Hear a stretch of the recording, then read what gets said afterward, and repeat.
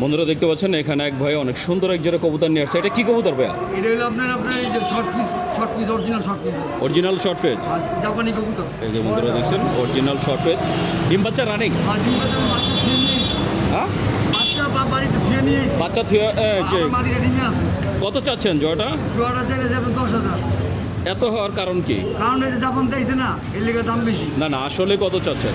10,000 এটা কি ইম্পোর্টেড? ভাই ইম্পোর্ট ই আছে ট্যাগ আছে? কেটে লাইছি ভাই। তাহলে তো কে বিশ্বাস করবো এটা ইম্পোর্টেড? বিশেষ কোন না করলে কবুতর অরিজিনাল। কবুতর অরিজিনাল। কবুতর অরিজিনাল ভাই। তো যেই দাম চাইছেন এই দামে কি বিক্রি করতে পারবেন? আর গরুর দামে কবুতর। গরুর দামে কবুতর। বড় ভাই। এই কারণে তো গরুই উঠছে হাটে, কবুতর কম। আপনার চ্যানেলে তাহলে 1000 কম 9,000 টাকা একদম। তো বন্ধুরা উনি যেই দাম চাইছে আমি জানি না এই দামে এটা বিক্রি হয় কি না।